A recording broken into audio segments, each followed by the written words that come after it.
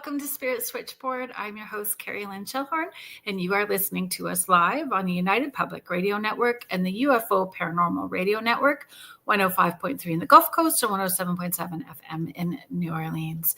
Thank you so much for being here, everyone. If you are interested in finding out more about the shows that UPRN has to offer, you can head to uprntalkradio.com and you can access all of the shows, the hosts.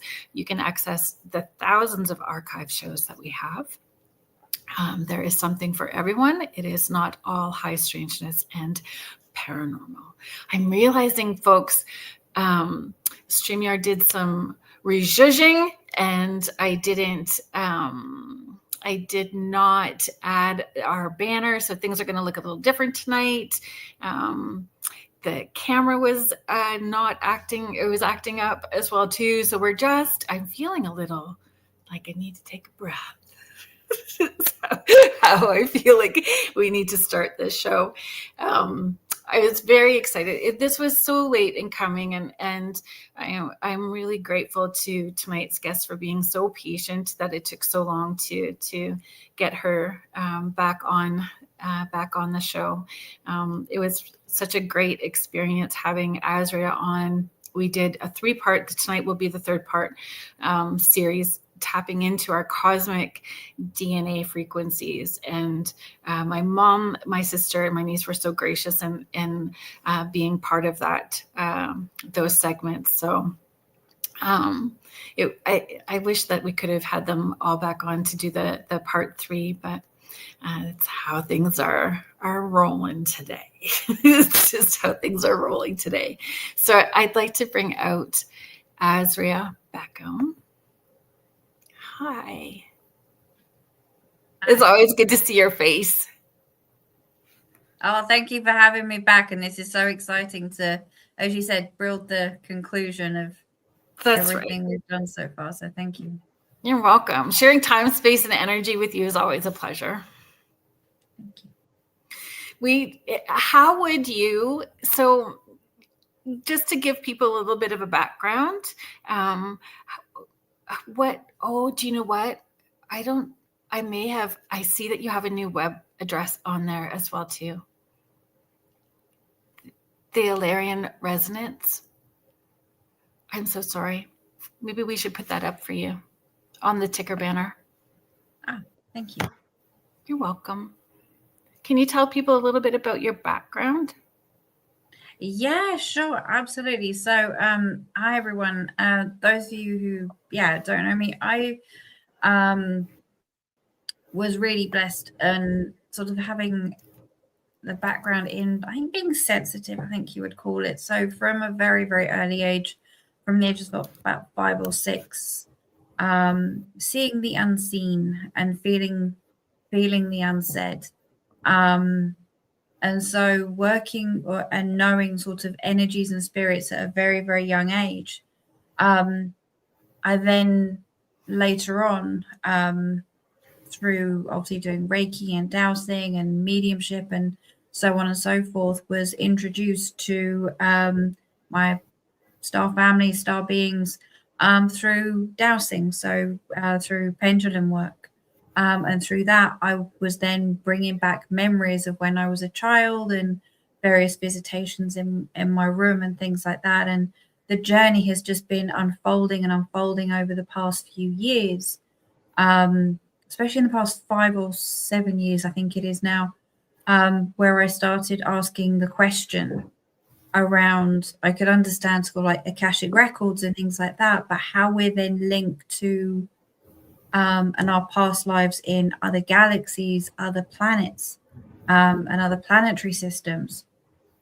And I'm trying to cut a really about 40 odd years into about 4 minutes, but I think we have lots of time. So I then, as I started very much working with a group of beings that I currently know as the scholars. So they're a group of masters in their own right. And we call them scholars because not only are they learning and we're learning, but we're also teaching as well. And it was learning how to translate the various frequencies of different races of beings through various pendulum works. Now, some people will know that there are different tools that I use, like the Unify, which is a beautiful, beautiful. I don't have it with me, so apologies for those who are viewing this. But it's kind of like a selenite crystal. Ah, there we go. Yes, thank you, Carolyn. You're welcome. You're welcome. It's like I call it like the unicorn horn. Yes.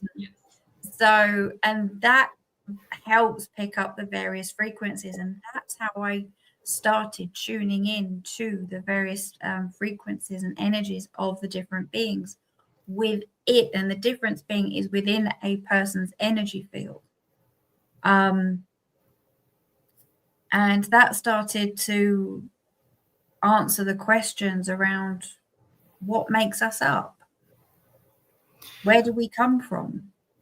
Because a lot of people like me are like, look up at the stars and go, I belong up there, not here. Here doesn't feel quite right, but up there, there's kind of a bit more of a longing. So yeah, here's uncomfortable Earth School.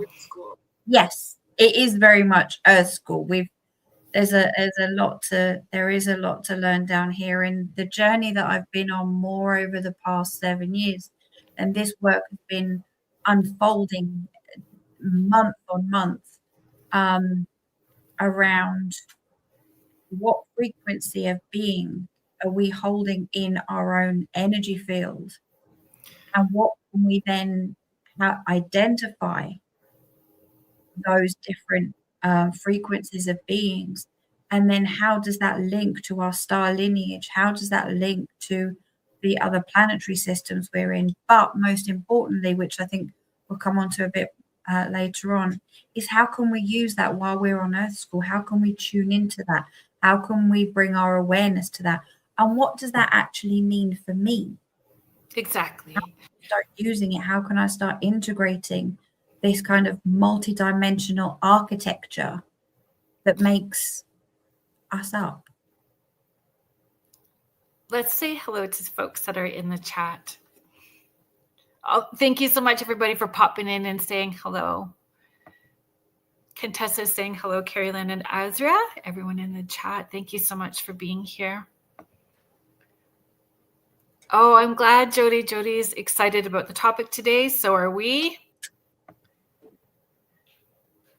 Tina Limassol. Good evening, Carrie Lynn and Asria. Looking forward to the show. Thank you. Victoria at Astrolight Paranormal saying hello. Mish, hello. Thank you so much for being here. Hello, James. Thank you so much for being here. The Wiz is in the room. Sandy Cordick, we have been talking a lot about PEI making a trip, so I'm happy that you're here. Thank you, Stephanie Malo. Did you do the breath with me when I took that breath in? Take the deep breath in and ground. Julie Dow, thank you so much for being here. Good evening, James. Have a wonderful show tonight. Thanks for chiming in from the other room in the house.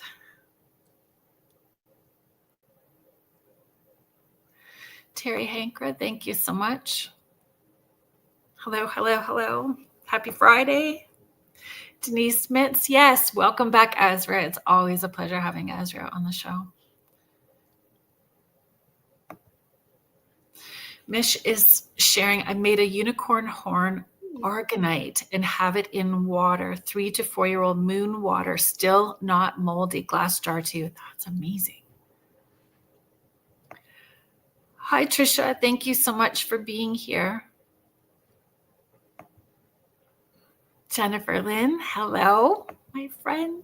Debbie Bean, Jackie White, welcome back, Asria. Fiona Clark, thank you so much for being here. If you are new and you didn't see part 1 or part 2 with Asria. Asria tapped into the different family members to take a peek at generational, to see if there was going to be patterns within our family structure that would show up. And so with part 1, we explored that cosmic ancestry. So we explored cosmic ancestry. And then we did the live results with my mom. And I know that some of you know that my mom was not well over the holidays, and we're sending some healing energy her way. So I appreciate that. She still could use that little bit of support. So I appreciate everybody that did that. So we did my mom's, and I have to say too, Azra, when we were leading up to that, it was huge for my mom and my niece to agree to it. Because when we talked about aliens before, my niece used to cry. She was so scared about talking about cosmic anything, aliens. It was just so fear-based, what she was used to hearing or seeing through media, right? Very fear-based stuff. And she was so scared. So for her to be brave and vulnerable and participate was just huge. And for my mom too. My mom is quite shy, so it was outside of her comfort zone to be a part of this journey. And my sister just agrees to anything that I want to drag her into. So she just says sure, and then asks what we're doing later. So it was such a big deal for our family structure. And what was amazing for me to see on the other end of it was how my niece embraced all of that, and how my mom really embraced all of that. And the conversation goes quite frequently with my mom too, talking about aliens and connection. And it's really shifted things for my family. So let's start back with the live results that we did with my mom. So what would you most want listeners to understand from that reveal that we did in the first? I mean, that is incredible. And thank you so much for that amazing feedback, because I know, as you said, there were many, many hesitations. And I mean, this is one of the first times we've done, as you said, that whole kind of group family dynamic. So I found the whole thing very, very exciting. But indeed, from the first one, which was first of all, with doing any energy work, people will then know to getting the acceptance and the approval to go into somebody's energy field in order to start obviously picking up on those frequencies. Are the frequencies layered? Yes. So that was first of all a little bit of a challenge for both your mama and your niece, was the first thing. But I think really with what was very, very interesting is that, sorry, I did make a few notes from before, so apologies if I keep on looking down. But no, it's all good. I'm looking down, reading questions. We're just going to roll with it however we need to today. I was going to say, it was a couple of months ago, so it was more than a couple of months. But I think that, I mean, with Pauline, hers was, I think I put down here Andromedan and Avian, and obviously with your niece having the Avian as well. So what I found absolutely fascinating, and I do with a lot of my clients as well, is that when we actually start saying, because remember there's a few levels of who the dominant frequency is, so the dominant DNA, and then level 2 and level 3. Sometimes we can have up to 7 or 8. But most of the time, we only really focus on the first, say, 2 or 3, because at that moment in time, that is the most dominant frequency within your energy field that is that you are working with at that time. And for hers, it was that mixture of the Andromedan and the Avian. And the feedback that obviously your mom very kindly was giving is that the behavior traits and there was the behavior traits mainly I mean, I've obviously never met your mum or your sister or your niece from Adam. Normally with clients, I have say like a 10-15 minute chat first, so I can make that connection. But this was purely based on information and acceptance that I could read them. So first name, surname, date of birth, place of birth, and as I said, most of all, acceptance to read them. And then being able to provide the level of information around behaviors, hobbies, traits. I could just see your mom's face now. It's kind of like, yep, that's me. And I remember even you saying at the time, it was kind of like, Asria's got you down to a T. And I was like, I've never met this lady. And that, so to me, that absolutely warms my heart, because that to me is saying, yes, that link is absolutely there. Does that answer the question, or have I just gone slightly off topic there, Carolyn? No, I think that answers it perfectly. I think that was such an eye-opener for many people in understanding, and it's not just about having them as guides, it's having them as part of our DNA frequency, and seeing the DNA frequency as our DNA frequencies are layered as well and overlap. There's not just this one. We have these multidimensional DNA frequencies. And that was it was a hard concept for me to wrap my head around at first. And then afterwards, then it just all made sense. And the same with understanding the character traits and the qualities, and understanding their soul families. Like it's family units too, it's not that it's a guide, it's a family unit. Yeah, so I think in answer to that, there's the two elements. So the first, as you were mentioning there, it's that multidimensional architecture. So we're not necessarily just limiting ourselves to being like one starseed or one race. And with the time and the space that we're in at the moment, it's being able to bring our awareness and bringing our awareness as to what is actually within our capability of tuning into. And said what I'm then doing is going, right, you do have that frequency in there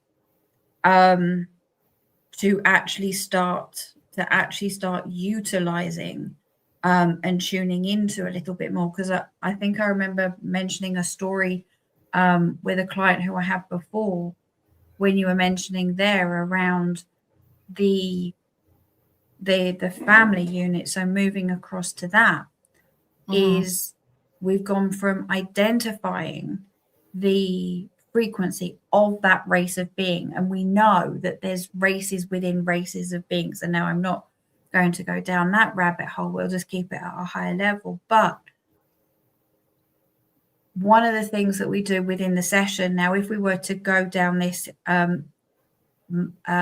deeper, what we then sometimes find is, so for an example, here we've got, as I said, Pauline, who was avian, and then your niece who was avian as well. Potentially, I'm not saying it's definite, but what my guides, so the scholars who I work with, sometimes show me a tiny little movie of where those two individuals have been off planet or on different galaxies. An example would be a wonderful client who I had a couple of months ago. I didn't know that she didn't tell me before the session that everyone had been telling, oh no, you're Pleiadian. It was only after when I said that she was actually Atlantean, and she said, I knew it, but everyone's always told me I have the more of the frequency and more of the energy of a Pleiadian. Said, no, you were in a particular star system at a particular time helping out the Andromedans. And again, then we start going into more of the history, more of the background, and potentially linking those two beings together in the place and the time. Does that make sense? Yeah, it does. It does.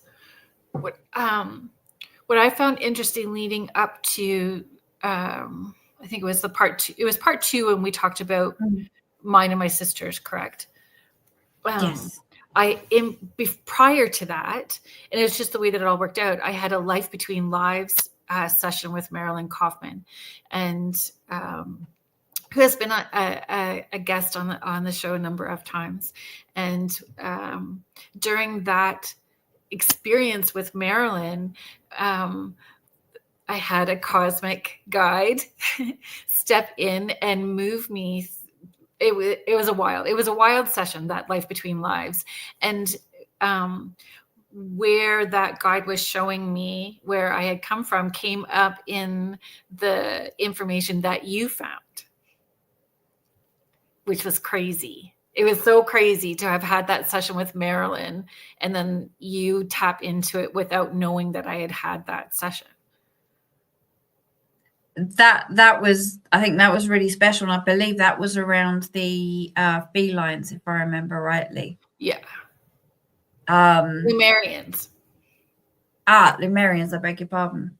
And because again, that's exactly as we've been saying, because that is the frequency and the energy that at this space in time is the most dominant, what is the most that we're unconsciously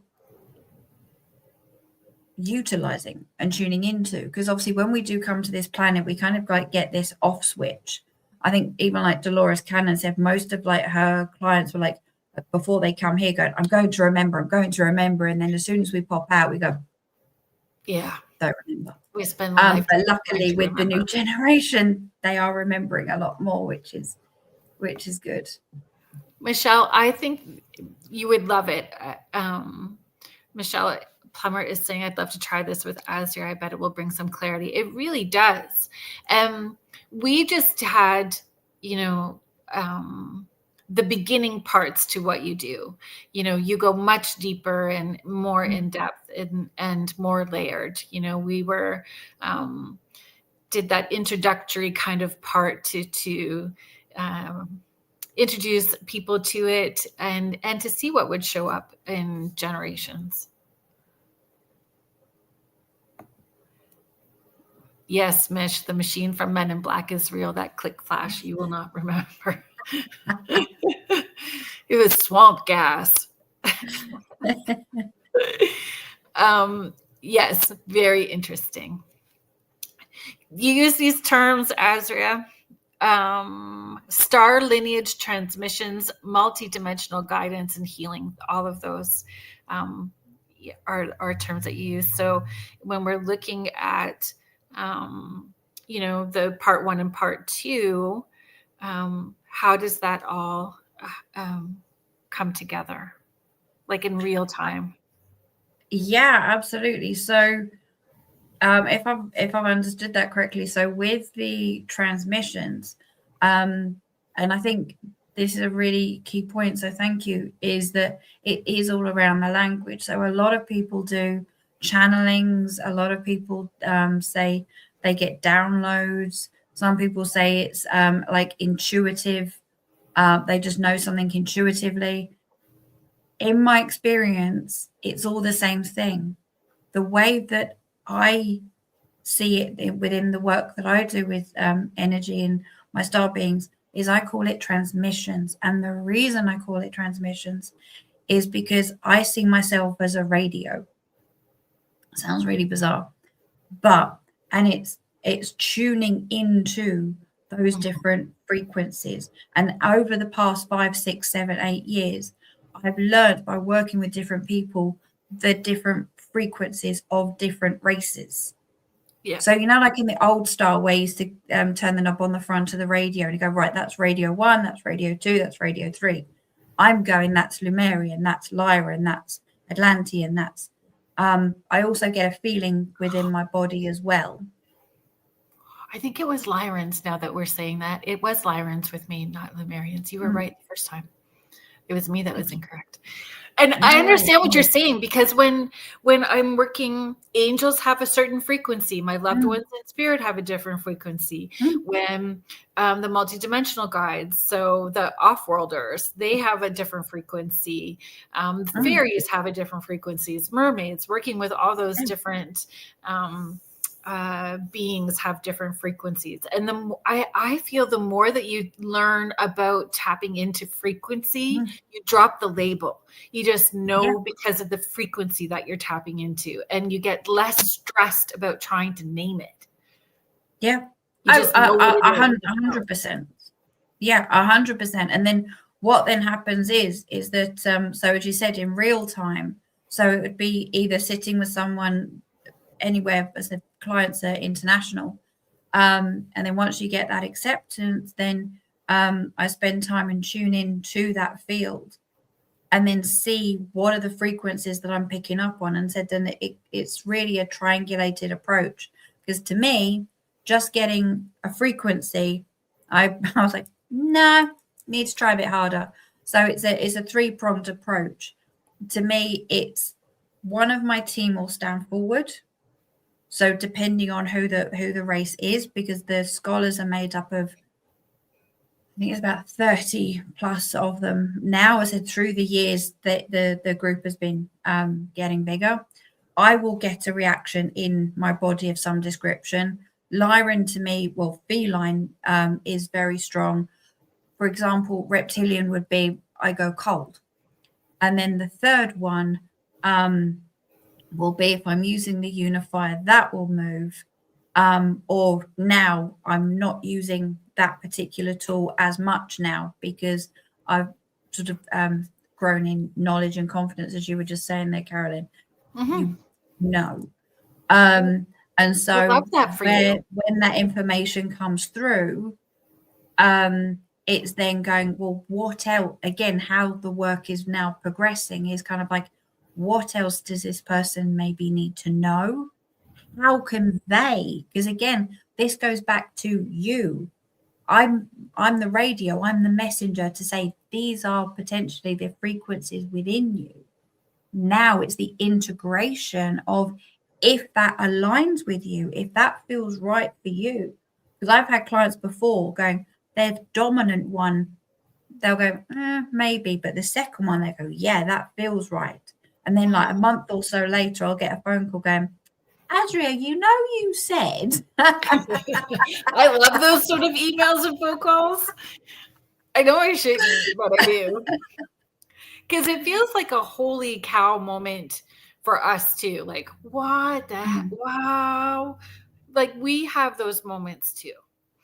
Contessa is just sharing. I read some Edgar Casey, and do you think he is correct when he wrote that people born from 1957 to 1977 would be highly intuitive or psychic, that these children were advanced souls?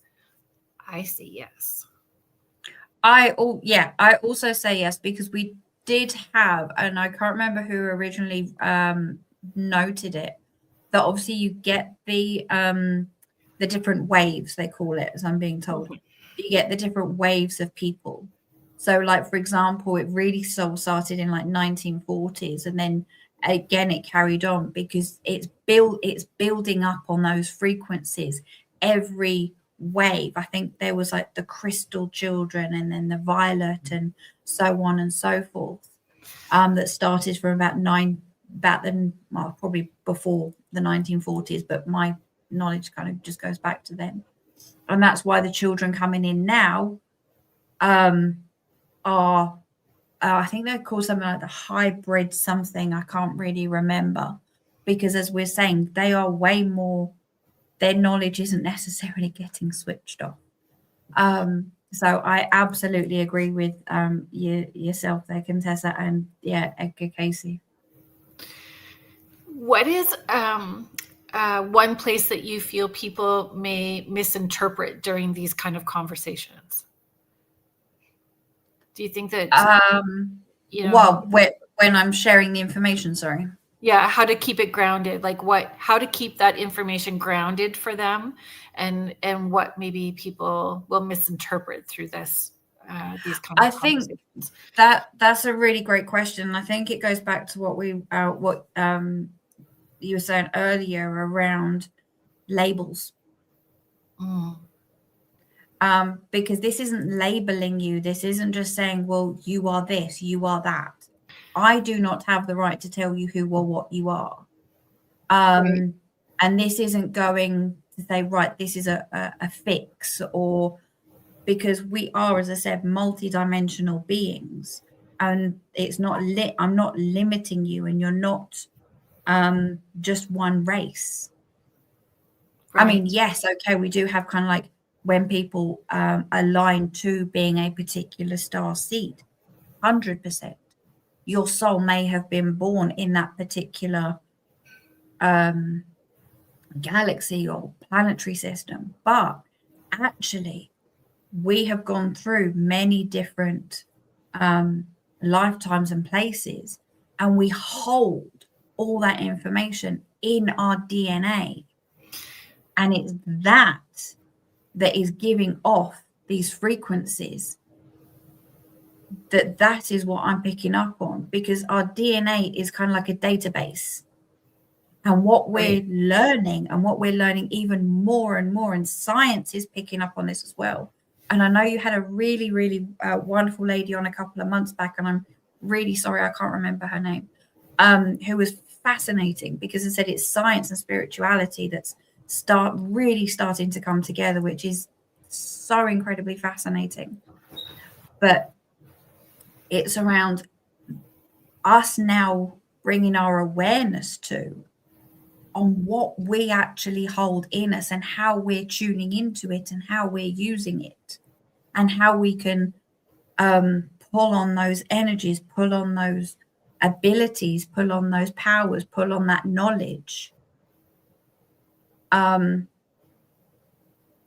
the same time as going in, rather than keep on looking for stuff on the outside, it's going into that heart consciousness, going in back into yourself. So that sounds like it's answering the question that I was about to ask you about. So, which is great. Kudos on that intuitive answer.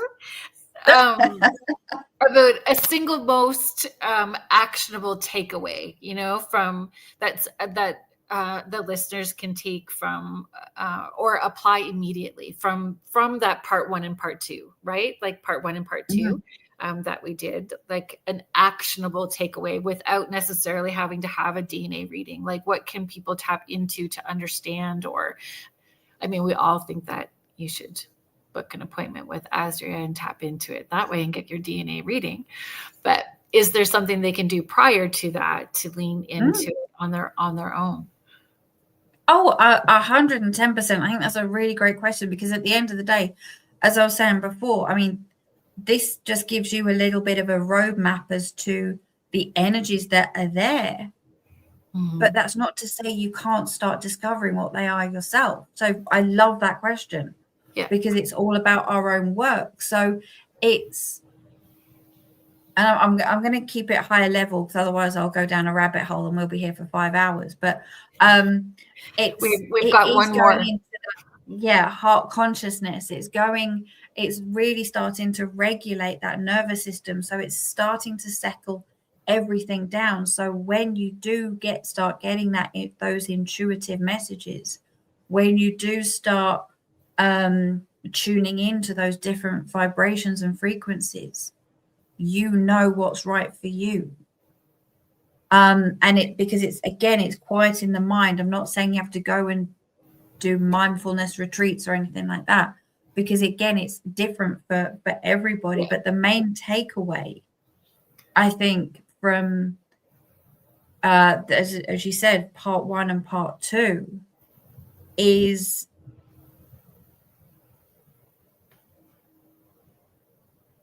really listening to yourself and going, what do I like? What do I feel? Because it was the information I was sharing with Carolyn, with Pauline, with your sister and your niece. But at the end of the day, I could have been saying anything. but it's what was said was resonating with them, how they felt. How did it feel for them? What was right for them? What did they take away? I find, and then accessing, so looking at, I was with the other, I think it was the example that you had given as well too, like what your hobbies are and the things that you're drawn to. So when we're so focused, or at this point, the conversations lead us to past lives. So now we're asking people to go deeper than just a past life and to think dimensional, that these hobbies and interests and characteristics in who we are as a healer, a warrior, an activist, any of those things are attached multidimensionally. Yeah, because as you rightly were saying there, around if you have a strong feeling towards a particular race of being, it might just start off with one. Have a look, as Carolyn was saying, have a look into, there's so much information out there. So this is why I was saying it's good to see what resonates with you. So if you feel a strong pull towards one particular race, have a look into it. What is their core belief system? More than Pleiadians, folks. There is more than Pleiadians. Yes. Yeah, I think at the minute there's been at least 102 different races that have been identified. There's probably more. I don't read too much. I just pick up myself. But yeah, and again, when we talk about disclosure, it's to me, disclosure has already happened, because this is in our everyday language around different beings and the different races of beings. So going back to like oneself, have a look at, okay, well, this information is saying this about this particular being. How does that feel for me? Where does that resonate for me? So when we're talking about multidimensional guides, what do you include in that category? And what do you explicitly not include in multidimensional guides? So ancestors, star families, spirit guides, higher self, like what do you include when you say multidimensional guide, and what do you exclude? What do you explicitly not include? Me personally, and I think again, language here is very, very important.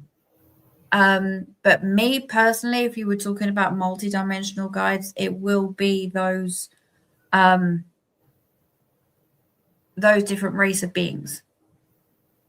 Because then if you're talking about the angelic realm, that's the angelic realm. If you're talking about ancestors, that's ancestors. If you're talking about spirits, you're talking about spirits. But again, it means different things to different people. So this is what it means to me. It might mean slightly something different to somebody else. And you know what? No, we're not wrong. I'm not wrong. You're not wrong. Everyone's not wrong. That's the thing.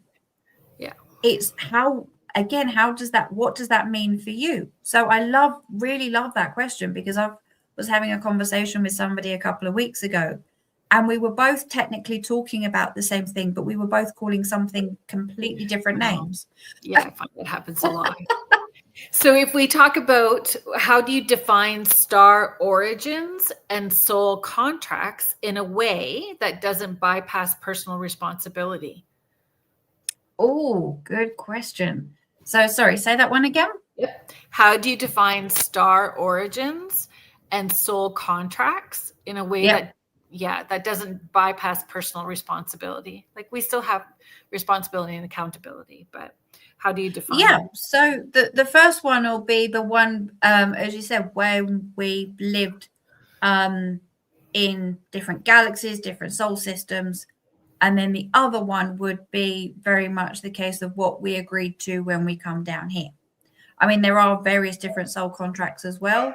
But yeah, that's, to me, that would be the difference with the two. Does that make sense? Yeah, it does. Tanya Martins, hello. Thank you for being here. I'm really sorry if you guys can hear Bruce. He's deciding to be very vocal from the other room. Okay. What are your top 3 markers of clean contact versus imagination, anxiety, or projection? Oh, I love that one. Me personally, And what do we mean it's by contact? Clear contact. clear Three markers contact of, would three markers of be 3 markers for clear contact would be it's more of a feeling than a voice. So you feel it everywhere in your being. It's not just here. Right. The second clear would be I get an image of the 2 main guides that I work with, and so if I don't get them, it's a no. And thirdly, I will get whatever my sign is, either just before or just after. So would you suggest to people to really learn to identify what their strongest clear would be, like their strongest sense? And is that how it would come through first? Or it could be very different, like instead of, well, I guess it could be dream time too. Like frequency is such a weird thing, right? Like to explain what that feels like, but it really does feel different. I've tried to when I've taught this, or how I teach it to people, is if you put your hand over your heart, take a deep breath in, and long, slow exhale out, and ask Archangel Michael to pull into the room and connect his heart space to yours and yours to his. And what does that feel like in the first few seconds? And then you say, thank you very much, and please take a step back. And then ask Grandma, who's on the other side, to step in and ask her to connect her heart space to yours and yours to hers. And what does that frequency learn? So you start to feel comfortable with the different frequencies. But you could also ask your spirit guide that's currently your highest teacher guide or joy guide or whatever feels right for you to be the gatekeeper, and always come back to that as the neutral, I suppose. I mean, that's how I try to encourage people to understand, to open up to frequencies and how they feel, and how they feel different, and how they feel it in their body. Yeah, the other way that I tried to explain it is like if you're a meat eater and you've had your big turkey dinner and you're half asleep on the couch after dinner, that you recognize who's coming into the room because you understand their frequency. Like you understand who's coming into the room because you're feeling that energy and their frequency first. Yeah, no, I would agree with that. And I think, 100% hand on heart first. But also, I think it also comes down to, how can you say this? It also comes down to the point of when we are talking and starting to work with the multidimensional beings. As I've said before, for me personally, this has been over quite a large space in time. Yes. Because they won't, and this, please correct me if I'm wrong here, Carolyn, is that they won't, and it's kind of like a universal law, come in and do anything if your energy is not ready. Because when their vibration, their frequency is so much higher. Yeah. So if they were to start coming in and connecting, like, go, right, I'm on my spiritual journey, I've got to this point, I'm expecting to see things, hear things, have brilliant conversations. Nah. Yeah. So again, it's not doing it once a week or once every 2 or 3 weeks and expecting to, because again, I think it does come down to expectations. When you think, oh, but my friend's done da da da da da da, or oh, how can you do it and I can't do it? Yeah. So I think there is that level of expectation as well. But when we are talking about connecting in with those frequencies of those beings, and I absolutely love the way that you do it, and I would completely agree and start off that way myself. Hand on heart, breathing in, setting the intention. Yeah. Which I think you mentioned there as well. It's setting that intention. It's making that connection up. So it's sending that white light up. It's doing whatever level of calming and protection, because if your nervous system is in fight mode, then again, it's being aware of your own energy and frequency and vibration first. Because even for me, if I'm in a level of, you know what, I'm really, really tired, or I've got a headache, or whatever the case may be, and I don't feel energized enough, I won't do it. Yeah, it makes a difference. Yeah. So it's what is being aware of your own personal energy and space first, and then start moving into it. And as you said, you can do it, say, 2 or 3 times in one day, have a rest, and then maybe the next day. But it's this progress over time. That's right. And you start to understand that we have a 24/7 flow.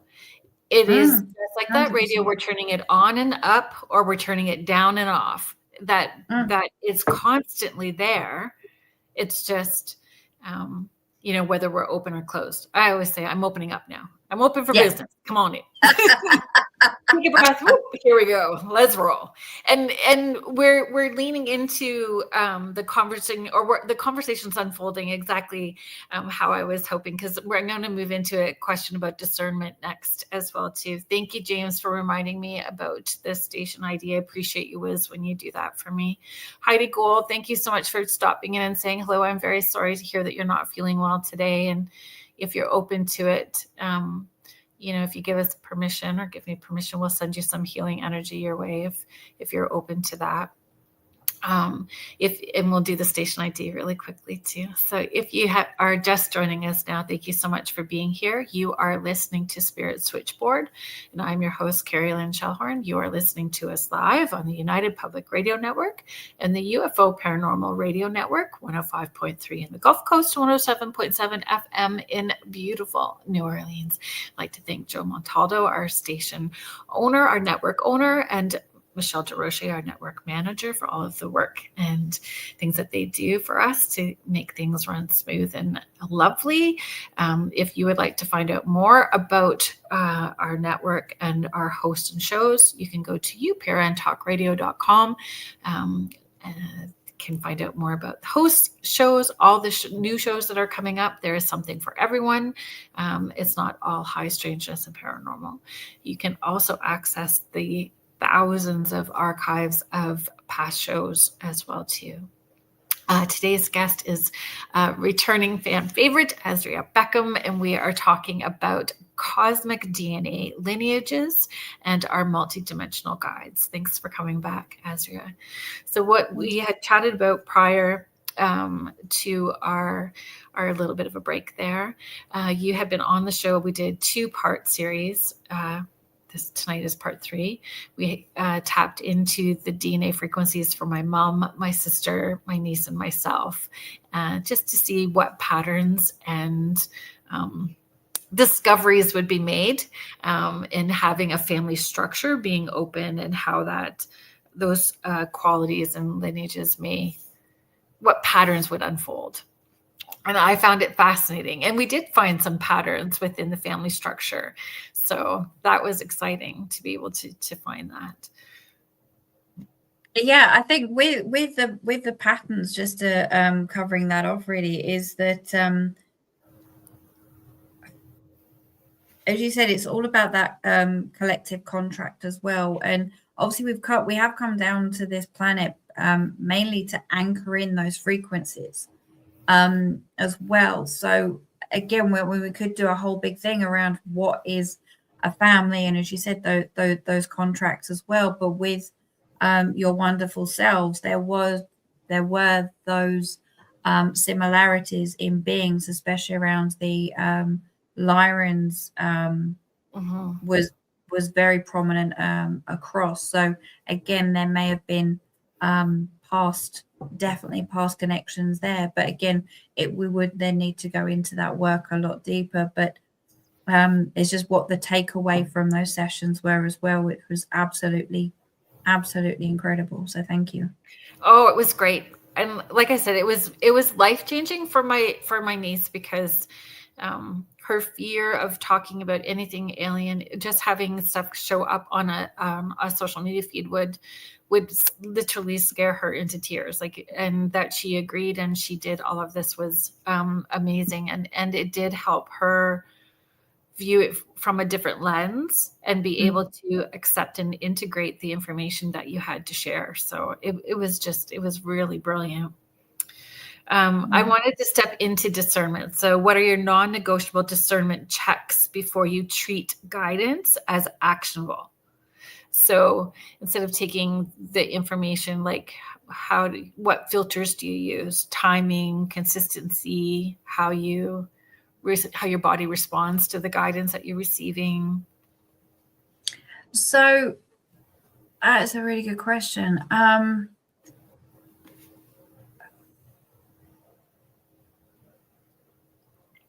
I think for me, it comes down to trust.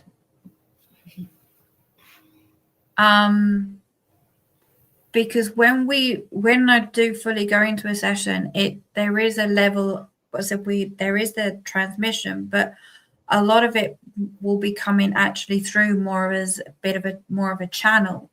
So it will be the direct messages from those particular beings, and I absolutely trust what is coming through when it is working with an individual. Sorry to interrupt you. I'm sorry to interrupt you. Does it come in fast and quick? Yeah. When I receive information, it's boom, it's there. Sometimes before I'm done even asking the question, information is already popping in. So I know I'm in that space. Yeah. When it flows like that, I know that there's something that's kind of needing some work or understanding. If it starts to sound like this, if it starts to sound like the teacher from Charlie Brown or something that we need to work on, and then pull it up or clear or heal or move, and then we're able to be in that fast pace. Yeah, absolutely. And I mean, I've been doing readings and that for years, and I remember even like the years ago, one of my first readings I ever did, I was telling this woman about dancing with Fred Astaire, and she said that's what she was doing. And I was, in my mind, I was going, what the hell is going on? So it really is that way. So it is a level of trust, but most importantly, it's when we start going into that session, having that overview of what is, as we mentioned earlier, where is that person's energy? What space are they in? What is going on for them at the moment? Because when we look at these sessions, it's not to go in and fix anything. And some people sometimes come and go, right, I need to know this and I need to know that. So it's, what is the intention? Again, I do sound like a broken record, but most of this comes down to the three main steps. Is what is the intention of going into this session? What is it that person would like to know? How are they then going to integrate this information? But I think going back to your question is that, yeah, for me, it very much does come down to trusting the information that comes through. Because even if I do a session that's not face-to-face initially, and I record everything that's coming through,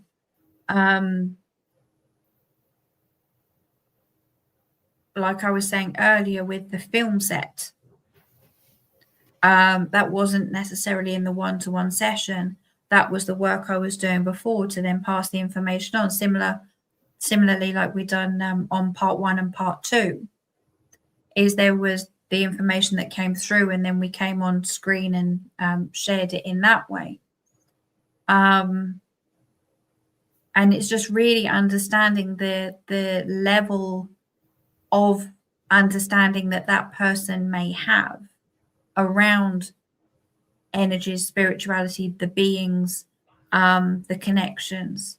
So rather than maybe going into dialogue where they're just going to sit there with a great big question mark on their face, but again, that's where I link in with my team and go, right, you know this person better than I do. Have at it. Right. So with the extraterrestrial beings or species, I think I'm going to use the word species, but that feels kind of, I don't know. Is that a rude word to use? No. I don't know if that feels like a rude word. Because there's so many that you are meeting and understanding. Are there different focuses with each species, like different focus of healing, different focus of characteristics, qualities, or purpose? Mm-hmm. Even purpose, I think, is probably the word that I feel I'm wanting to use, and how that integrates. So are each of those species different levels of frequency that we would have to integrate? Okay. Can you talk more about that? I feel like yeah, absolutely. So the integration really part, I think, is really interesting, and it's really only something that I've started to work with over the past few months, because before it was sort of passing on the information and to say, right, these are the dominant frequencies. But now, as you said, people are now sort of coming back going, this is really great. So how do I now take this forward? And it is, as you were saying earlier, those aha moments. Yeah. So once the information is passed on around who the beings are, as I said, a little bit more around the behaviors, as you said, what they're assigned to, it's those aha moments. And that already changes that person's energy and frequency, because that awareness and perception, it's kind of like a little light bulb has gone off inside, or that strand of DNA with that frequency has suddenly gone.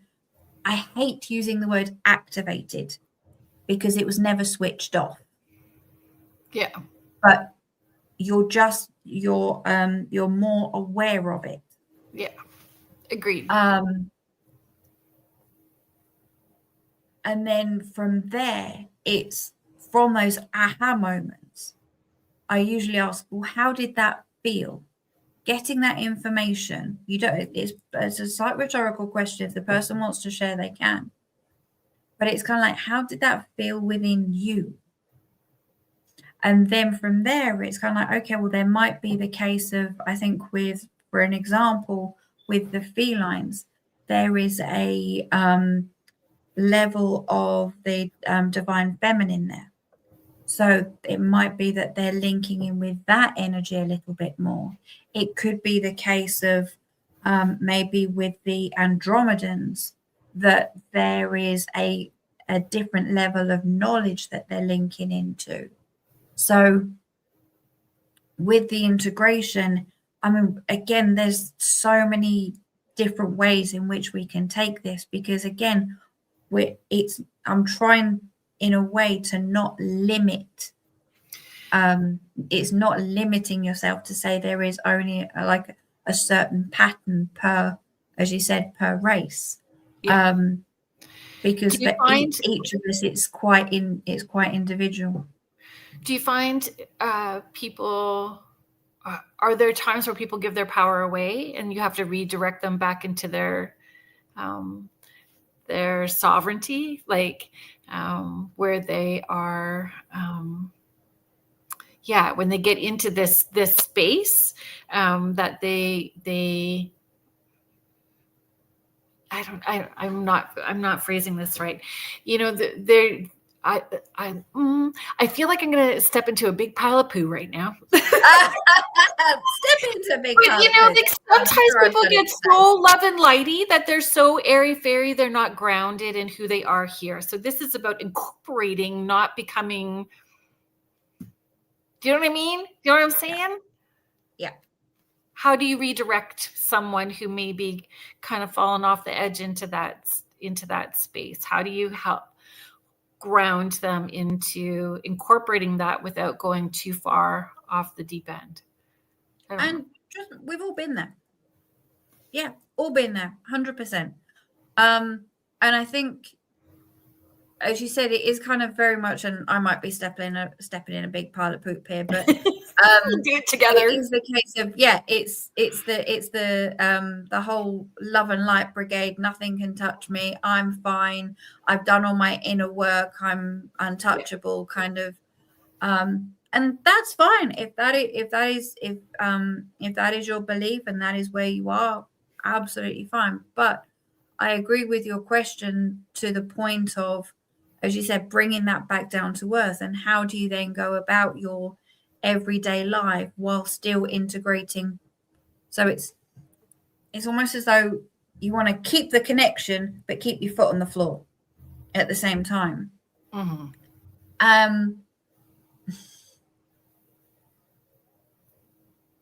I think that's really difficult. Again, I'm a bit like you. I'm trying to find the words not in a negative way, because we can look at grounding in many different forms. That, I don't know. I'm struggling with this one a bit, in all honesty. That's okay. That's okay. Okay, we can shift gears. If somebody wanted to connect, sorry, did you want to shift gears? Yeah. We can shift gears. Can we? Because again, I think if you are in that thought and you are in that energy of everything is love and light, to me, that is quite dangerous. And you have, as you said, given your sovereignty out, you have kind of gone, everything's airy-fairy. So it is the case of the universe will show you at some point, is what I get. Yeah.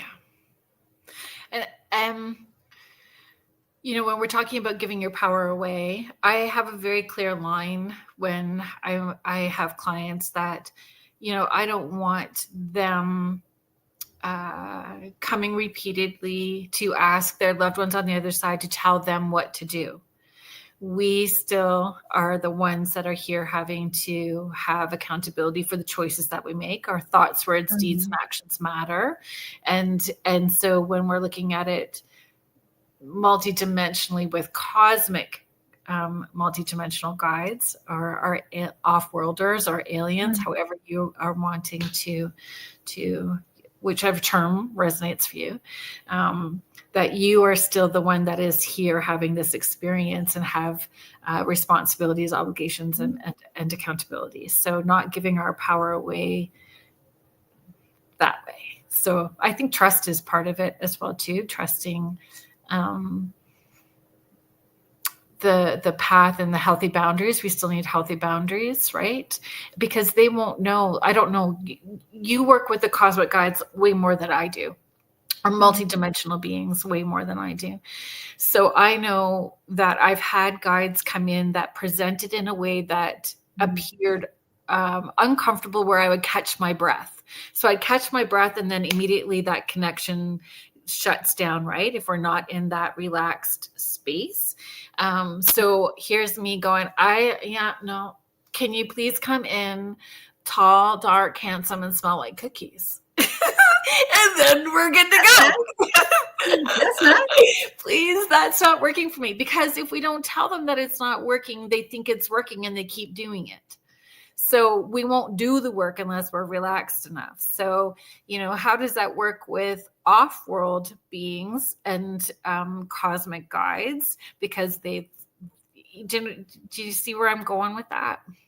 Can you give them direction? Because you still have control and power. It's still your body, your vessel, and you're the one doing the work. So we still have control in how we are interacting with them. Yeah. There is one thing, as you rightly said, called free will. Yes. And that is unbreakable by any level of frequency being. And this is where, as you rightly said, it's bringing you back to your sovereignty.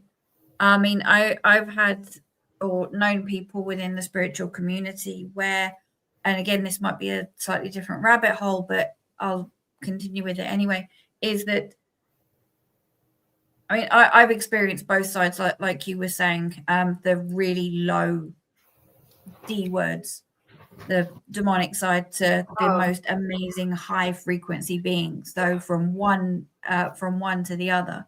And I've heard people in the spiritual community over the past 30 odd years that said, no, if I don't put my awareness on lower level beings or the negative ones, they don't exist and they won't hurt me. You're leaving yourself open. So yes, absolutely. You only need to have one experience to know. Yeah, exactly. So this is where we're bringing our own sovereignty back to go, right, what feels right for me? So, because I said, some of the information that I tell you, you could say, yeah, okay, Asria, some of that resonates, some of that doesn't. Perfectly fine. But as you rightly said, you can also get those individuals who keep on coming back to you going, well, you've told me this, but this hasn't happened. You've told me that, and that hasn't happened. Well, more so like that they're giving their power away, that they're wanting their loved ones to tell them what to do. And they may see potential outcomes, but we still have to make that choice. They may see something coming up for them, but needing to, and even they have rules there as well too. They you know, they're only allowed to intervene to a certain point because we have free will, because we have to have accountability. Yeah. And as I was saying earlier around with the different beings as well, is that through your journey and where your frequency lies, you will have that connection to a point where your energy is ready to accept it. You're not necessarily going to go from, okay, having connection, or being able to feel frequency at that level, and then all of a sudden you're feeling a frequency at that level. So people who don't see or see, for people who don't see or hear, lower and higher. Sorry, I beg your pardon. What would be your favorite, or do you have favorite non-visual or non-auditory cues? Like to me it's kind of like, if you're looking at a visual, a really good one I would say is like if you're in a big like large building that's got like 25 floors, and say you're only on level 5 and you're wanting to connect to somebody who's on level 25. So you're working your way up, and every time you're working your way up, you're connecting to a higher level of being. Fantastic. That would be sort of the visual. So for me, it's taken me years to kind of work that up and change my frequency and work with my energy in order to so like you've got the building next to you, and maybe you're in one building on level 5 and they're on level 25 in the opposite building. So you need to get up to that level in order to start talking to them.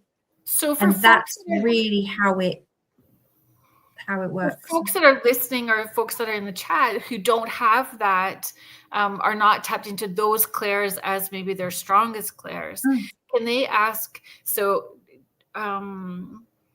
their cosmic or multidimensional guides no differently than how they would ask, you know, how they see ascended masters, or how they see angels, and asking for synchronicities or signs and symbols, or dream time? Can that guidance come through from their multidimensional guides in the same ways? Yeah. I mean, we are all connected. So is there a way of asking the question you were saying earlier? Yeah, like when you were saying earlier, people come back to you again and again and again. Because as you said, they're wanting that direction for somewhere else. Oh no, they don't come because I don't do that. But it's the case of, I mean, if everyone can be connected, and as you said, it's just, and everyone, I believe, has all of their clairs open. It's just your intention of going, right, I want to use that particular one. So with the multidimensional beings and connecting to them and asking them for guidance, you need to, I see it as ordering at a restaurant. So when you want to connect to them, you need to tell them how, when, and where, and how. Yes. So it's like going to a restaurant and say, right, I'd like to order pasta, please. do you want lasagna? Do you want ravioli? Do you want so I really want to connect with you. How? Yeah. Do you want it via a visual? Do you want it by a smell? Do you want it? Again, it's that free will element. Right. And how we're giving them permission. I talk about that when we do seances as well too, like giving spirits the direction. You have permission to use my energy. You have permission to touch me, or you don't, like giving them the direction. So permission and protection as well too. And what your intention. So all of those, I guess, depends on how you want to prioritize them, but all of those things are important. Before I go into any session, I will say a particular, some people would call it a prayer, some people would call it an affirmation, but it's exactly that. It's the permission. It's going, I am now in this space, in this energy. This is what I'm going to be doing. So any low level negative energies are not welcome. Do you have a framework? Give permission. Do you have a framework for asking better questions so the guidance is clear? Yes. Can you share? Like instead of just tell me everything? Yeah, absolutely. Just tell me everything? Yeah. Oh, yeah, because trust me, this neurodivergent brain will not be able to take too much information. That's why it's taken me so long to get this far. So is it about being specific?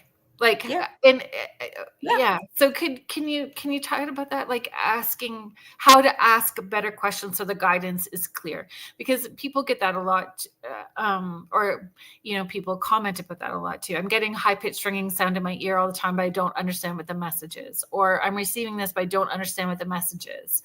And my response to those sorts of comments are always like, tell them they think it's working that way, so you need to tell them that it's not working and ask them to show you in a way that's going to work. Well, how does it work best for you? So, asking, and is there a way of asking better questions? Like when I do sessions, I have a very clear structure so that it unfolds like a story. So I can get in and hook in and get the evidential and then the guidance. And, like I like it that way. So is there a structure or a way of doing it to receive information from our cosmic guides the same way? Yeah, I would absolutely agree with that, because again, it is all around intention. So you are then going, okay, so if, as you said, with like ringing in the ears or whatever the case may be, it's because there's normally a level of expectation. So where our human mind is going, maybe it's about work, or it's about money, or it's about relationships. Actually, remember, they see the much bigger picture, and there is no such thing as time there. So there might be the case of there's information coming about something completely and utterly different. Because I've had that before. When I first started, there was information that was coming through that actually was relevant in probably about 4 years' time. So it was then being very specific, going in the here and now. That's helpful for people to know. To me, it's So what, again, with the tuning into the different frequencies of the different beings within that energy field, to me, that is the dominant frequency that is there now. That is what you are working with now. Gotcha. In the next week, 2 weeks, 2 months, 2 years, you are doing so many different things each and every single day. Your energy is changing every day. Your environment, there's so many different things around that actually, and your spiritual progress has changed. So maybe in the next month or 2 months, those dominant ones that are was there right there now, actually in the next few months may have changed slightly. Maybe your second dominant has now become your most dominant. Right. That makes sense. Can you walk us through a sample 3-question ladder? A 3-question ladder would be something along the lines of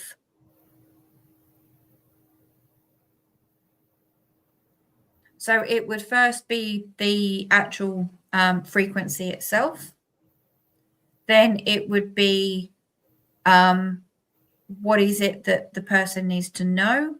And then what is the priority now? Right now in this time and space. Sorry, my language is probably a lot longer, Right. but yeah. Would an important question be, what do I need to release? It could be. So when we're doing the DNA sessions, it's more about the linking in with that particular being. I think when we're talking about healing and releasing and questions, that's more around the work much later on, once the information around those particular beings has started to be processed. That goes into more of the reading later on down the line, because we're not necessarily within those sessions doing healing, releasing, and readings. So you do the energy transmissions first, and then as we move, because there's several different types. So you can do like the level 1, which is just telling you what those frequencies are. The level 2 is what the frequencies are and a little bit more information that's coming through. Or then what clients are starting to come to more now is the more in-depth work, like for an example, the family linkages, even though, I just said one. But then it's then doing more of the integration work, where we can then start asking the questions, as you're rightly saying there, Caroline, around healing, releasing, any further questions as part of that integration work. So when they're doing the integration work, do you see tangible behavioral changes? Yes. Love that. Can you talk about that a little bit? Tangible changes. So we can on the website, there's I say between a sort of 3 to 6 week program, but that's not necessarily 3 weeks or 6 weeks. That can be spread over months. Again, it's more adapted to that individual and what they're comfortable with. Right. So, for example, in the beginning, there will be the passing on of the information around the transmissions of those frequencies. And then sometimes by week 6 or 7, then the person, I mean, I'm thinking about one client in particular where her confidence came in and her confidence was quite low. She came in not really understanding she's the most amazing dowser with pendulums that I've seen. She knows, and there's wisdom and information that is coming through that even shocks her, because it's coming from a place within her that she sort of, as I said, unlocked. So there was another lady who the other day, one of her clairs has very much come online.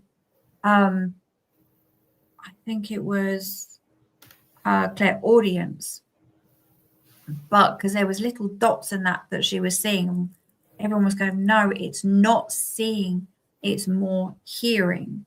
But her expectation was, I want to see, but actually she was getting more this way than this way.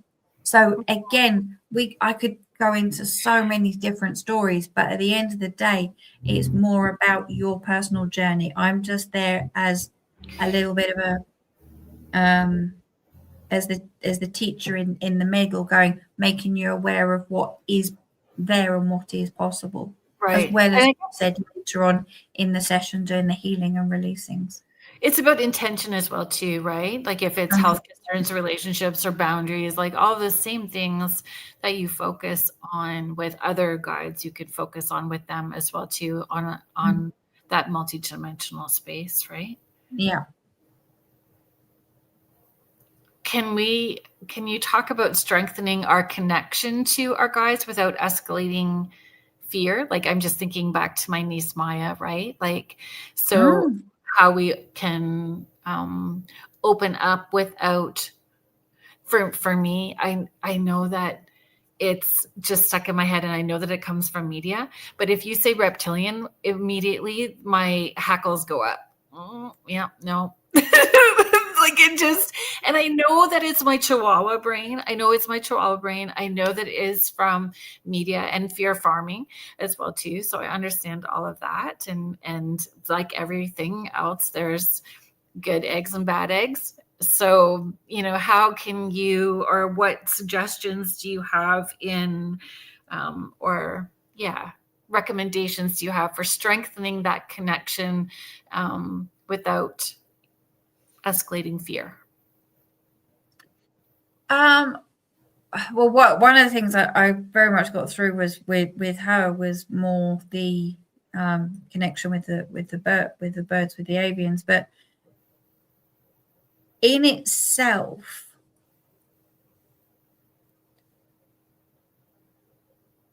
the biggest message is not necessarily, and I'm probably putting myself out of business here, but it's not about the individual race. As you said, it's more about the malevolent and benevolent, but it's having that confidence within yourself and sending up that light, because it's going directly to source. So if you are strengthening that connection, again, you can do your prayers or your affirmations or whatever it is that you do. And it's going, again, like you were saying earlier, Carolyn, is hand on the chest. And you send up that beam of white light or golden light or whatever color it is that you want. And you're sending it straight up. And you're setting that intention. To me, that's step number one. Because that is kind of like just sending a little light up. Because remember, there's thousands, millions of us here. And so you're basically putting your torch on and going, I'm here and I'd like to connect with you, please. And it's having that intention of saying, I'm connecting to those higher dimension vibrational beings who are connected and linked with me. And so we're not necessarily going, I'm connecting into this one, I'm connecting into that one. There might be a reptilian there, etc.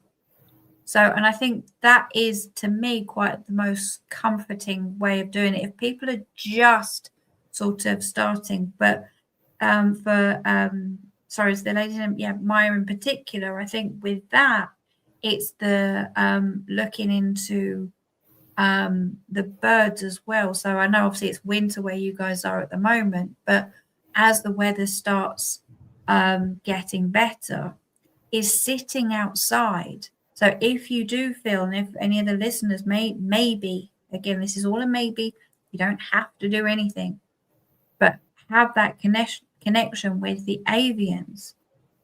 It's sitting outside and putting that intention of connecting with, we've got birds on this planet as a start. See what they do, see what their reactions are. So I want to shift gears, just trying to be mindful of our time and the questions that I wanted to get to in the time that we have remaining.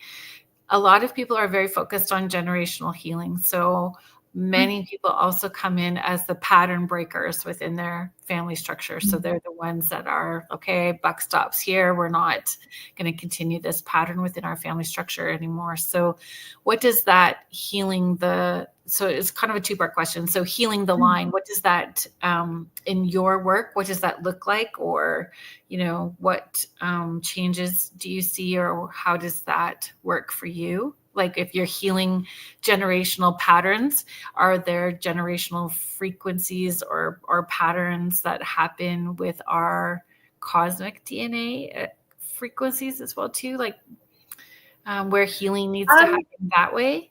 And then if you had, stabilizers to avoid burnout, because most people that are the pattern breakers eventually hit a burnout. So if you have some thoughts about that.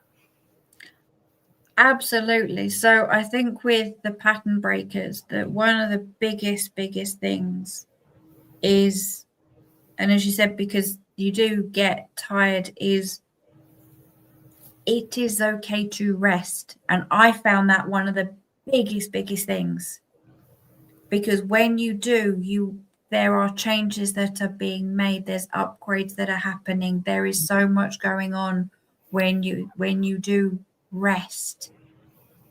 So even if you think, oh no, I need, like, keep pushing yourself, giving yourself permission to do that, because there is more going on than you might than you may be able to perceive.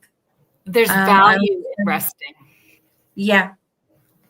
So even whatever rest is for you, and also be aware of your heightened senses within that time as well, because as those patterns are breaking, your energy is lifting. So be aware of sensitivities. But just going back to the first part of the question, sorry, is my view on that would be, not that it doesn't matter, because I don't want to diminish it or demean it, but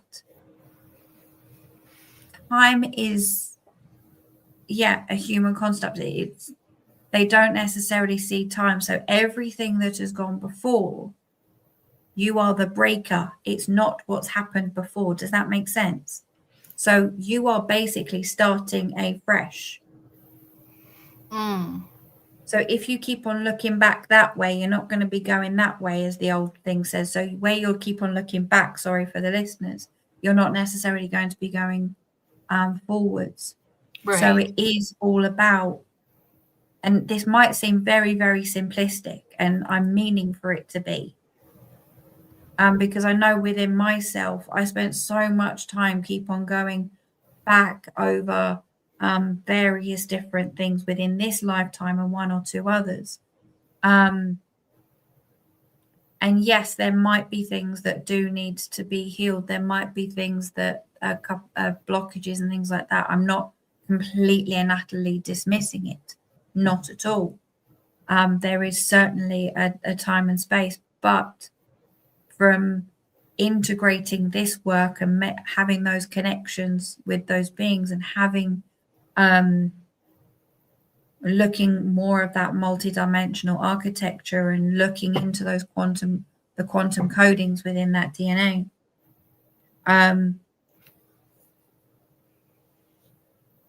that is a part of the healing, because you're recognizing what is in you, what has always been in you. And that is a part of that healing. So that will then resonate back, because you are on one timeline. You are, well, not one timeline. You are in this one linear movement. So as you are finding what's in here, it's helping to heal everything else. I really hope that made sense. It does. And I find it's also a pattern in itself. It's its own pattern, not giving yourself permission to rest. It's its own pattern that happens within family structure, especially with females. I understand completely Mish's sharing. I always feel guilty resting when I know there's stuff to do. It's very hard. And especially when I have written a to-do list that I know is just not even achievable, right? It is not reasonable in any way. I have to keep telling myself, in this moment, this is what I'm doing. And I have to repeat it. Sometimes if I'm having I say I'm having a bad brain day. So it'll be a bad brain day. And I have a bad brain day like today. Yeah, having a bad brain day. And so really having to work hard to put all those tools into place. In this moment, this is what I'm doing. In this moment, I'm giving myself permission. In this moment. And because it's changing boundaries with the people around you, right? It's creating new boundaries, and that can be very difficult. That can be very difficult. And also you can get into the pattern that I've seen people that it's all about, as you said,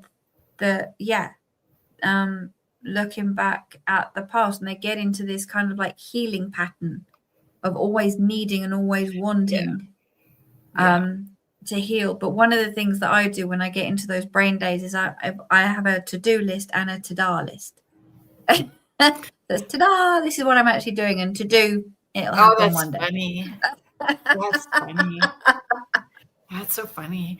I sometimes, I'm admitting this on air. Sometimes I look at the emails because there's just so many emails, and I'm like this. I can handle this one right now.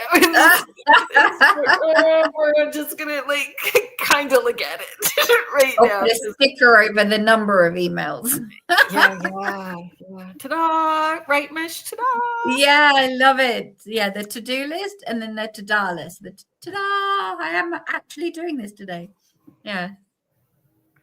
So, okay. Gosh, this went by really quickly.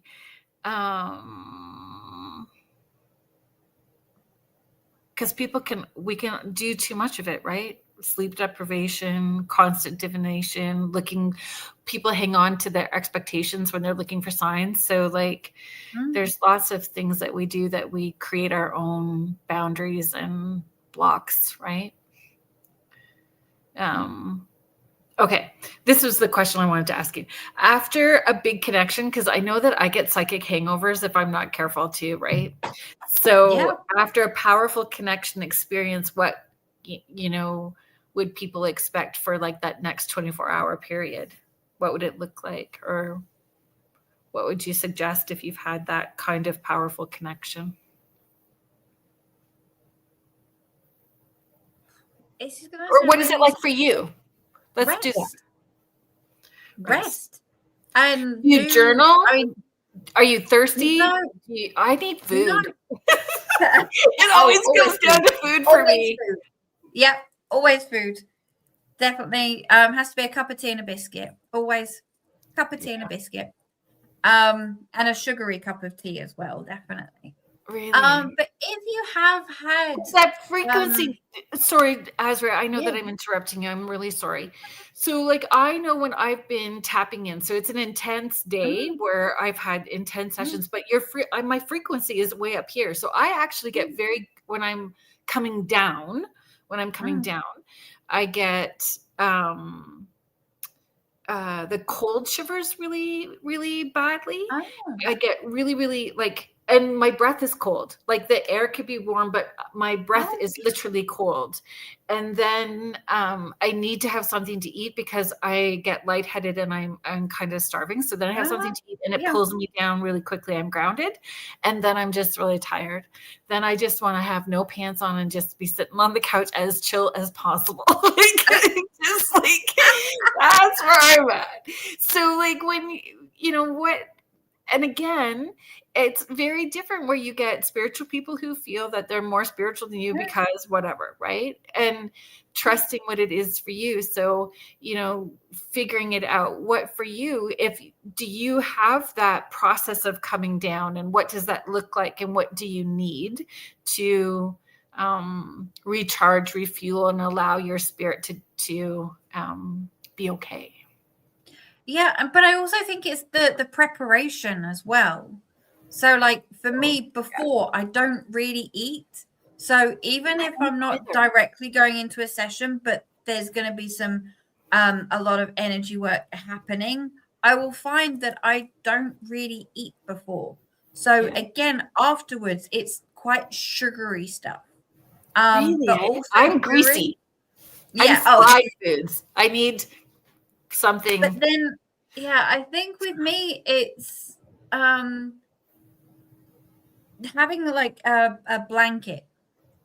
Even in the middle of summer, I have to have a blanket like over my legs, maybe up to my stomach. That then I feel cocooned. Oh, you're all wrapped in like a burrito. Yeah.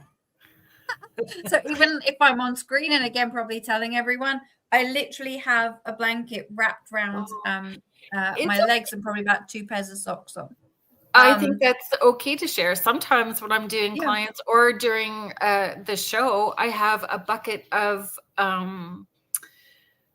warm water with Epsom salts in it. I have my feet in the water so I can stay grounded and opened at the same time, or clear energy at the same time. So I think that we all do those. We all have those things. But sorry, I interrupted you again. No, that's fine. The other thing, sometimes I will sit on a red pillow to keep myself grounded. Specifically red. Yeah, specifically red. Especially when I used to do like the psychic fairs and shows and things. Yeah. Because sometimes, as you said, being out. So whenever I was out, I'd sit on a red cushion that will have a little bit of salt in it. But usually after, I mean, that's absolutely fascinating. As you said, when you were saying about like the cold breath and everything, that's amazing. But for me, it's always to do with the right side. My right side will feel very different. Even maybe like when we're on screen, sometimes you might see me shrugging the shoulder because there's different kind of feelings and stuff that's going on. So I mean, I've had it to a point where I can't move my right hand and like my right side. Interesting. When you see me doing this and I got somebody standing behind me talking. Yeah. Every time. Or this one, like if I've got a smoker, I do this, and then I've got a smoker with me. There we go. Yeah. No, I get that one. But again, folks, it really is over a period of time. Like I've been doing this full time 19 years this year, so full time for 19 years. So, it started off as these little subtle things, and the more that I did it and the consistency, then I understood what I was receiving. So with our multidimensional guides, it's similar. Yeah, and our personal healing work matters. Our personal healing work and accountability and what our intentions are. So the more that we take accountability for our emotional and mental health, the easier it is for our vibration to lift into those frequencies. It is, and it's a lot of it is to do with our nervous system. So it's it's regulating our nervous system, because that does have a huge part to play. And as I said, if I'm say like if you have again, this is for me personally, it might not be for everybody, but say for example there might be something going on in the family, and I'm thinking, no, I'm a little bit too maybe stressed or something like that, because at the end of the day you're still human and still going through different emotions and stuff. Then there is no way I'll do a big connection session, because it's just going to take me 2 or 3 times as long either to fully sort of connect in, because my mind, as you said, will be like on a treadmill. I'm kind of thinking what's happening over here and what's happening over here rather than what's happening here. Is your body in fight and flight mode? And also again, it's maybe going back to food.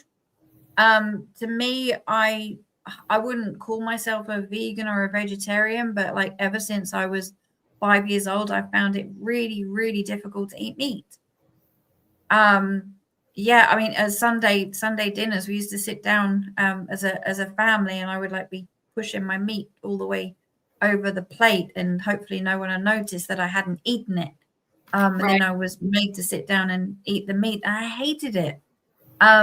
So now, I mean, I love fish and very rarely eat meat, because I find it's for me, maybe not for everybody, that meat and alcohol is a no-no, because not only I can't process it. I genuinely I won't go into graphic details because you don't need to hear that, but fish, I said fish is okay, but again, it's kind of like, what have you been doing to your body and putting in it? What are the energies like? What are the frequencies like? As we were saying, at the end of a big session, some of us might need a pick-me-up, like coffee or tea or greasy food or sugar. It doesn't have to be like everybody else. It's what is good for you. And giving yourself permission to figure it out. So we have just a few minutes. Can you share about what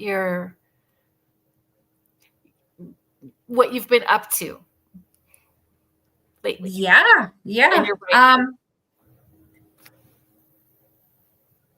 I didn't think many people know about that one. Thank you. Informations. Yes. It's taken me a very long time, but this year I will have 2 books coming out. Exciting stuff.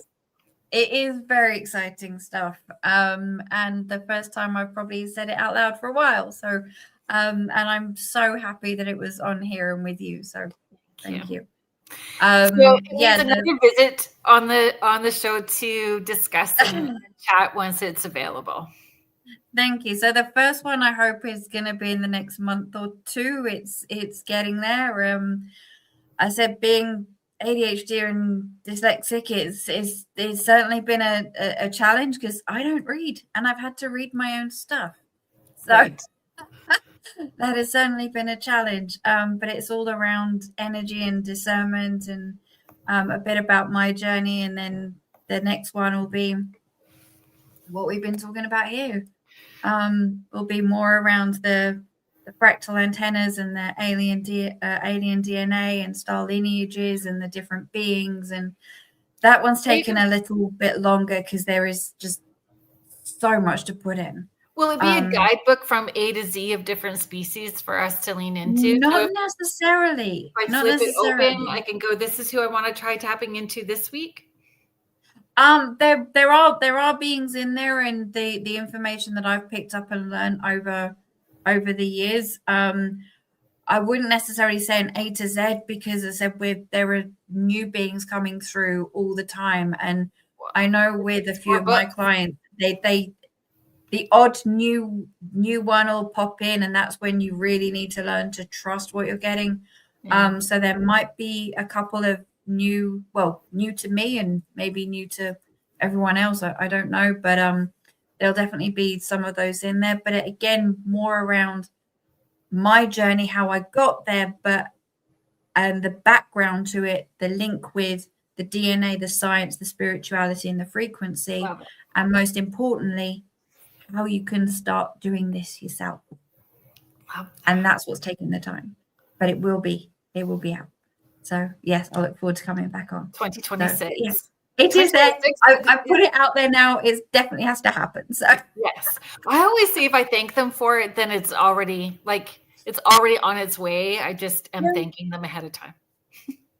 Oh, definitely.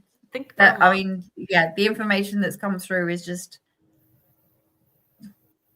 fascinating. But reading my own stuff is definitely a challenge. It's so life-changing. I know that I talked about this before when I had a multidimensional guide come in with one of my kiddos that is in the spectrum. Mm-hmm. They showed me that particular guide and their species, their race, worked with DNA structures, and they showed me that DNA structure overlapped on my sons and how they were helping, and it was life-changing and it was positive. And I think that is what I hope one of the things that people take away from the conversation is that their intention is loving and kind and helping us move forward.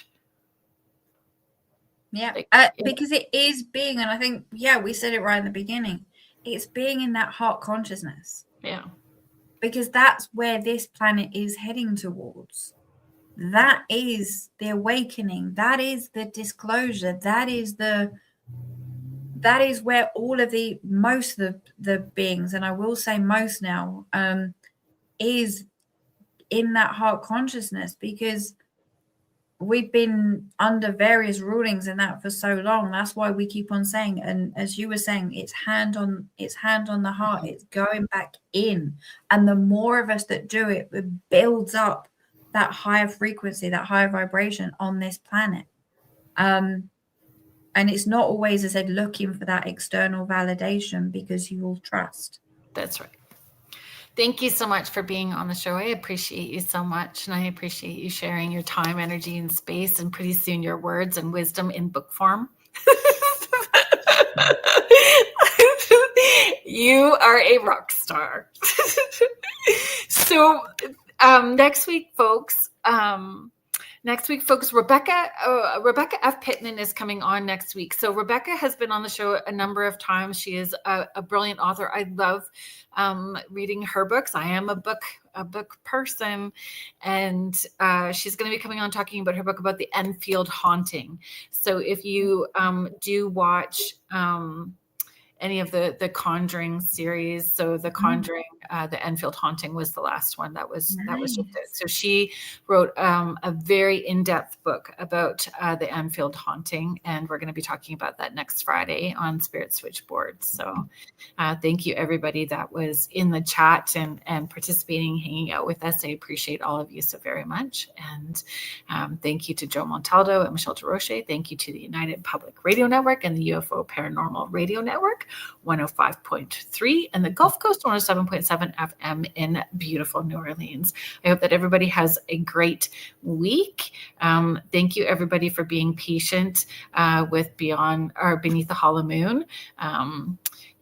We've had some life challenges, and Laura Lee's needed a bit of a break, but I think that we'll be back next week for sure. So if you could continue sending your love and prayers her way, I would greatly appreciate that as well too. So I hope everybody has a great week, and we'll see you back here next week at 6:10 Eastern with Rebecca F. Pittman.